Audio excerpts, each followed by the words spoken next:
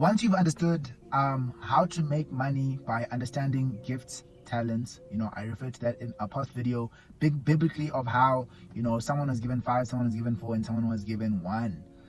Once you understand how gifts work and what types of gifts you can get, because there's a wide variety, a wide range of gifts that you can have. Some are very subtle, some are very outright. And once you've accepted that sometimes you just don't have a gift that can make you a lot of money, then you can also accept that sometimes you are just not a person who can make a lot of money. But however, everything with enough thought, with enough effort, with enough time and hard work, you can always find a way to make more money with your gift, to use your gift to make money, but you just may not be able to become the richest person in the world, etc., etc., etc. Your gift might be good, but it just not be as good enough to make you a lot of money. So the next thing you need to understand about gifts is time. Time is very important when understanding how to make money and how to have long-lasting money. The first thing you need to understand is that biblically, the Bible speaks about how there is a season for everything in your life, and how there are seasons in our lives in which we are supposed to go through that are linked to our past, which is like your parents, the things they did in their past. When you were born into a family, whether rich or poor, middle class, wherever you were born into, you had no choice of that, but you are paying for the consequences of that. You do not choose where you're born, you don't choose what cards you have, you don't choose what you start with, because some people just don't have the opportunity to use their gift in the early years of their life. You might have gone to a school, you might have been in a situation, you might have been in a country, maybe your country's at war, maybe whatever situation that you may have gone through that may have stopped you or prohibited you from using your gift can cause you to not find your gift till a bit later. That's why you see some people only find out what they're good at, what they're capable of doing, or only have a situation that they can actually do what they want to do at a certain age in their life. I like to use myself as an example. I've always wanted to, speak on a phone as I'm doing right now. I've always wanted to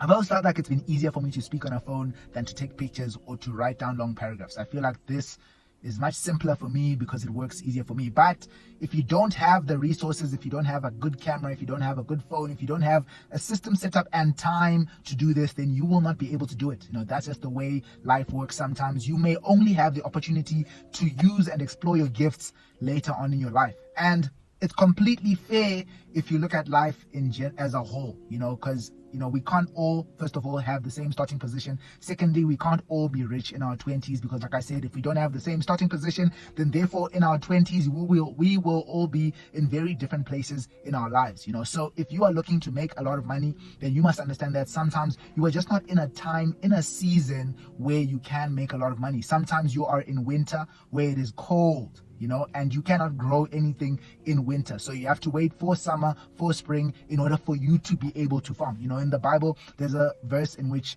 Paul is speaking to someone, and he says that continue to do good so that in the correct season, at the proper time, you will reap a harvest if you do not give up. What this basically shows you is that he is trying to say that whatever you are doing the right thing. However, it is not the time or the season for you to reap from whatever you are doing. So continue to do whatever you are doing so that in the right season, that thing will bear fruit. So therefore, there are seasons in your life, and we hear also about this, how, God speaks about how there's a time for everything in your life: reaping, sowing, crying, celebrating, all those things, including love and everything.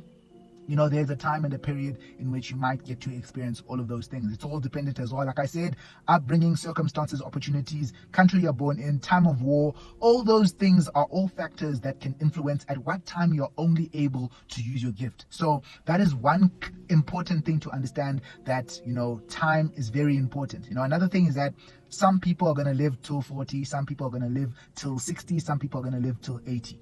So if you're a person who's going to live till 80, if you're a person who's going to live till 60, if you only find your gift, if you only find what it is that you can use to make you a lot of money in your 30s or your 40s, then I want you to understand that there is nothing wrong with that. There is nothing wrong, because if you only get the opportunity to do something at a certain time, it is better than never having the opportunity. So whatever time you get, to use this gift, to use this talent, whatever period, whatever season you have, to use whatever it is that God has given you, then that will be the time.